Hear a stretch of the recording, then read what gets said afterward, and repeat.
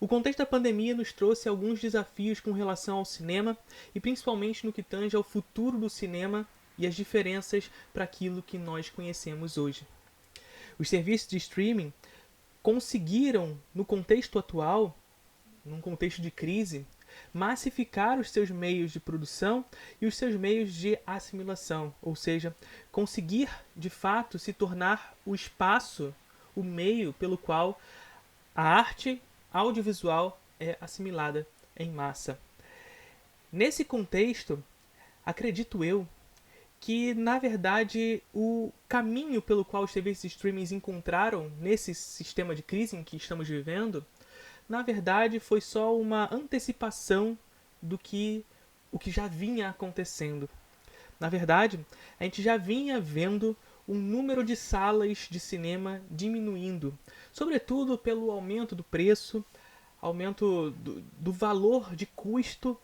para uma ida ao cinema. A gente percebe que ao longo da história houveram algumas modificações com relação ao espaço de consumo da sétima arte. Então, a gente tinha o cinema de rua, e num contexto de globalização, esse cinema de rua sai das ruas e vai ao shopping, porque ao shopping ele se insere dentro de um espaço de consumo globalizado, que vai do global para o local, e assim se constrói a ideia de que ir ao cinema é também consumir. Então, você vai ao cinema, depois você vai ao fast food e assim por consequência.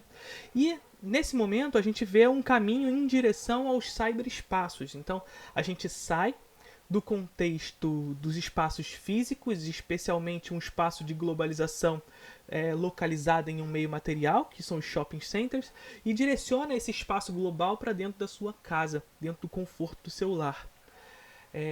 E o contexto da pandemia, onde a quarentena impôs a algumas pessoas, deveriam ser todas, mas a algumas pessoas, o contexto de ter que ficar em casa, e os cinemas fechando ainda mais nesse contexto, a gente vê cada vez mais salas sendo fechadas nesse ambiente de pandemia, faz com que o que já vinha acontecendo se massifique e se antecipe na lógica espacial do capital. Então, isso é comum, a antecipação de determinadas ações do capital com relação a determinados meios que acontecem no contexto especial de